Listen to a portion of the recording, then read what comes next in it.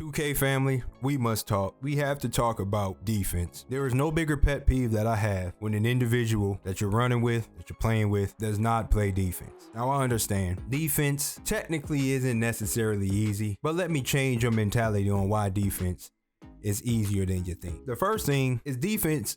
All that is in 2K, since this is not real life basketball, when physical attributes help you become a better defender. Long arms, being fast, being strong, whatever. Now they do help in 2K per se, but at the end of the day, it comes down to your reaction time, your judgment, your use of judgment, and really your desire and your attention to detail. And the biggest pet peeve that is there for me is when an off-ball player is getting cooked. Now, defense, like I stated, is nothing but attention to detail. And luckily for you, this community makes it very easy to pay attention to the details because the majority of the community does everything the same. Same animations, same jump shots, same play styles. And if you put time into 2K, and this is the game that you play regularly, the fact you still cannot guard something means your attention to detail does not exist. And when you're an off-ball player and you can't guard anything, you just might be garbage. Because when you play comp 2K, as I air quote comp, you already know somebody on the team is going to be the primary ball handler. Somebody on the team is going to be the person who's going to do the Jamal Murray behind the back, the crabbing, the pick and rolling, the left righting, the speed boosting. There's going to be one person on the team that does that, which means there's going to be one defender that's going to guard that. Typically, it's going to be one, or it should be one, with the most amount of hours and the most amount of reps with guarding such offense. But the issue comes in when a person is getting cooked by somebody who's not dribbling, who's not using picks, who's not doing the dexing that the off-ball people are doing. When you're just getting cooked because somebody is cutting back door, or you're playing a lane in judgment that the point guard is going to pass it and he doesn't, and now you're out of position, and next thing you know, your guy is dunking the ball. Or how about this? When you have a philosophy that giving up a 2 is better than preventing the person from scoring. It's crazy. It's a crazy philosophy, because a lot of times when an off-ball player is going off and cooking, they're going to pick on you. They will scrap their whole offense to pick on you because you have a lack of attention to detail. And that's why I get frustrated, because I spent the majority of the year guarding on ball as a point guard in 2K. That right there is not a popular thing to do. Most point guards use somebody else to guard the ball.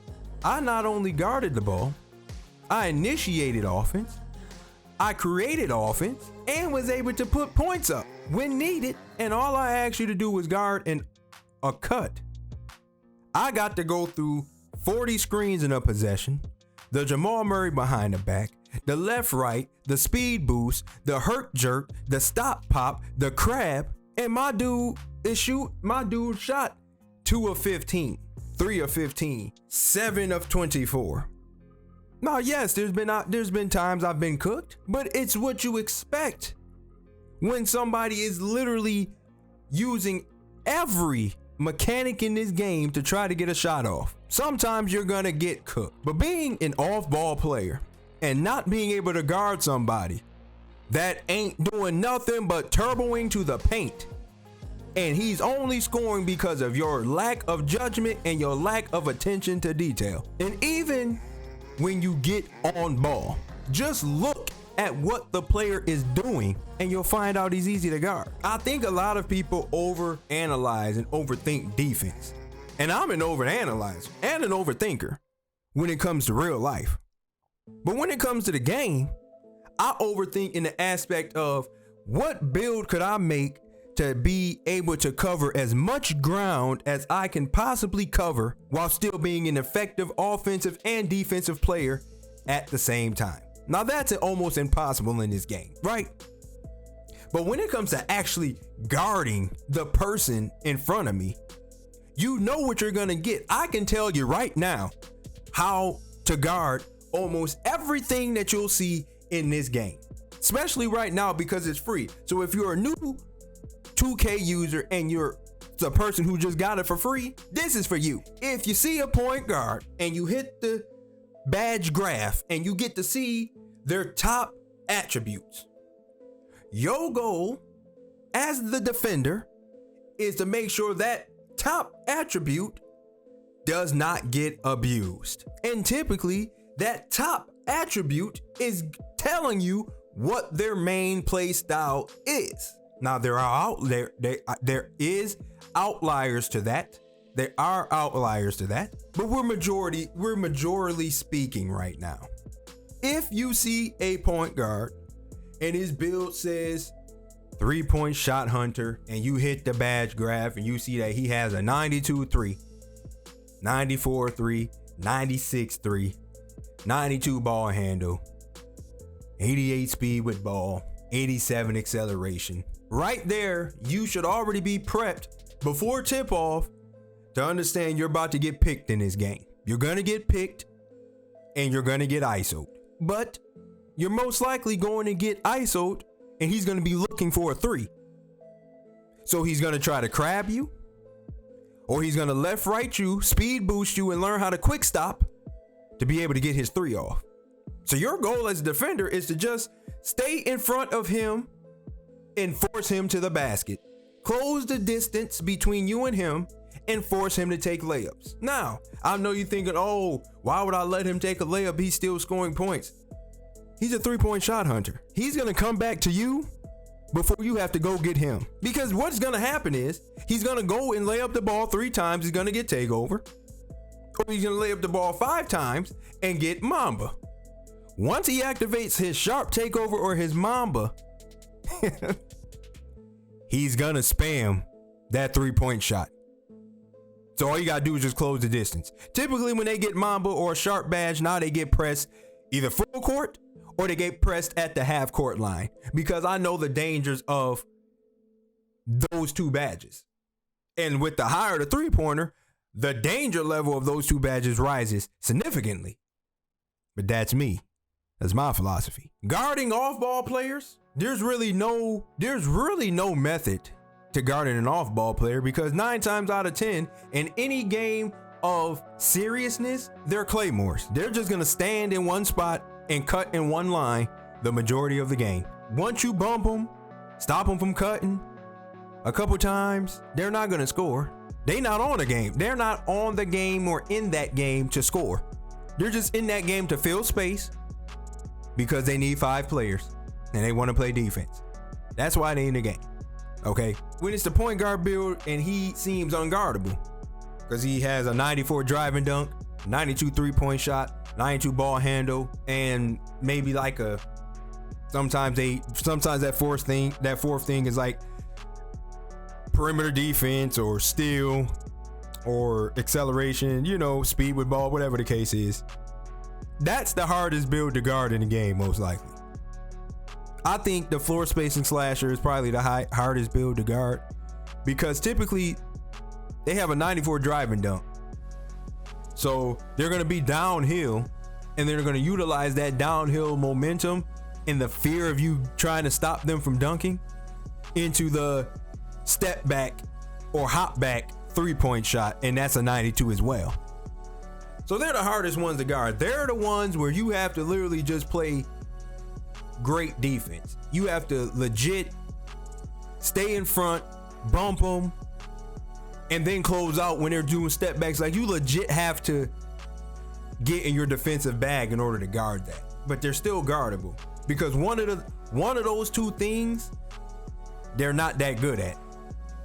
Either they're not that good at precision dunking with that 94 drive and dunk, or they not that good at 3-point shooting with that 92 3. Once you figure that out, they become a little easier to guard. And for my fellow big men, I got videos coming out because I've returned back to playing big to close out the year in 2K, because I spent the first half of the year playing on ball and it's gotten boring now.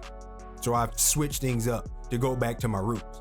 But as far as the bigs go, you have the hardest defensive assignment throughout all of 2K. And the reason why you have that, the hardest defensive assignment in 2K, is because you are responsible for covering your lack of attention detail players when their man cuts back door, while also covering your point guards behind when he keeps getting screened by your man, while also being able to stop that point guard from turning the corner, and in the same breath stop that center from picking and rolling the whole game or picking and popping.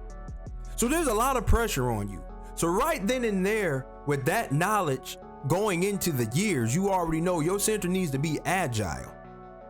He needs to be able to not only move his feet, but quick enough to roam the whole floor, or roam an area of the floor, protect an area of the floor. And you got the rebound. I left that out. You got to get the rebound, because you're gonna 9 times out of 10 be the tallest player on the court. Now, in this year's game, you don't know what a center is, because folks be out here with point guards, power forwards, centers, small forwards, and shooting guards, and they all be the same height and can pretty much all do the same thing.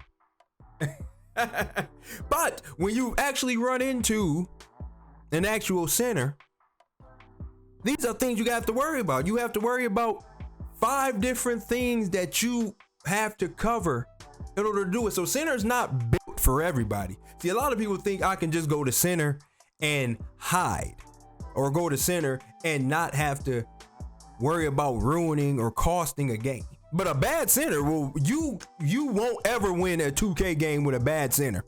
It's not happening, because he is responsible for too much. That's why a few years ago, when I made the top positions in 2K, I put center at number 1. You can win with a dominant center and a trash point guard, but you can't win with a dominant point guard and a trash center, because the point guard can't do what the center can do. The center can cover all the flaws that a point guard might. Playmaking, rebounding, shooting, defense. He can do that. The point guard only has the other. He can't rebound as good, right? So making a center, you typically never have to worry about a post score, because those are usually at the 1. Centers don't like the post score anymore, because 1, if you aren't a Black Cobra or a Kevin Cruz type player, or Jersey Made type player, you don't have to worry about an actual post move getting done to you.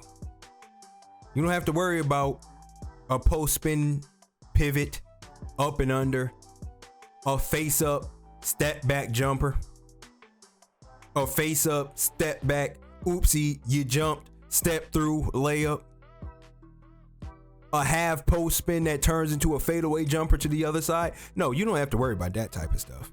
Typically, you have to worry about the good old drop step, the good old post spin, the good old I'm a green every hook shot from the foul line center, and the least one that you'll see is the hop step jumper or post hop shot center. Those ones are typically hard. Those are probably the hardest to guard because of the contest system. And if you don't have challenger on your big, you're pretty much dead to them. But as far as everybody else, your goal, you don't really have to worry about post defense outside of a drop step and a post spin. Typically, a drop step is probably going to be the number 1 move every center in this game is going to do to you when they get the ball. They're going to drop step and they're going to try to precision dunk you. But your goal as a defensive big is to worry about everything else. Help the point guard, stop the roll, stop the back doors. That's your job. You ain't got to worry about nothing else. But don't go to center if you want to hide. You see, if you want to hide and you're not that good on defense and you don't really want to impact the game or ruin the game, make a power forward. Make a power forward. The power forward position in this game is pretty much an AI, whether you're a user or not. Your man's typically gonna be in a corner. Your man ain't gonna be able to dribble, drive, nothing. Your man gonna be a spot up shooter with rebounding.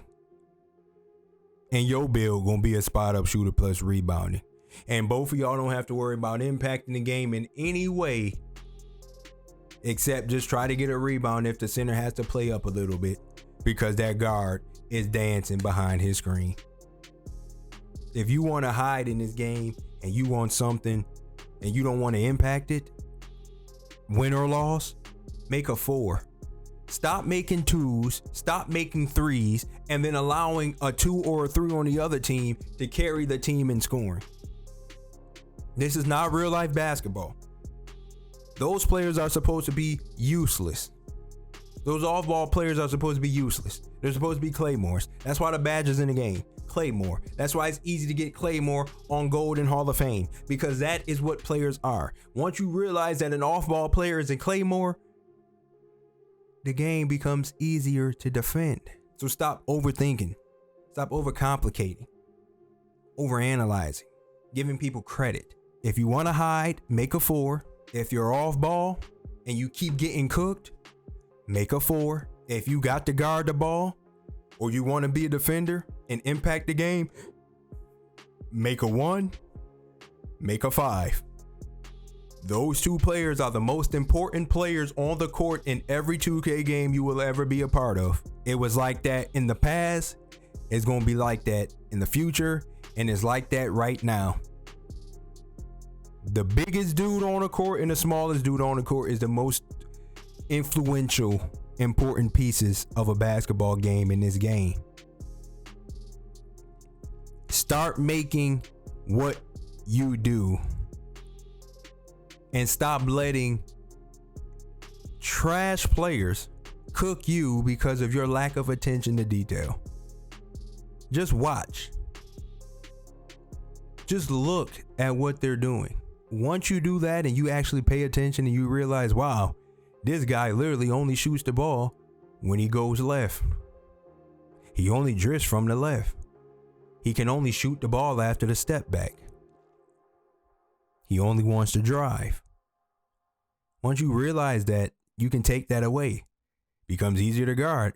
If you know the dude shoots after every time he do the Jamal Murray behind the back hop back, he's gonna shoot it. Soon as you see it, just jump. Soon as you see it, jump. He's already programmed to shoot it. If you notice that he takes the screen and he quick stops going right to shoot a 3, and every time he's left and he has a shot, he doesn't shoot it. He has to speed boost back right before he shoots it. Just stay there on the right side. He's gonna come back to you because he's already programmed to make that move. Pay attention, and I promise you, your 2K gameplay will increase significantly.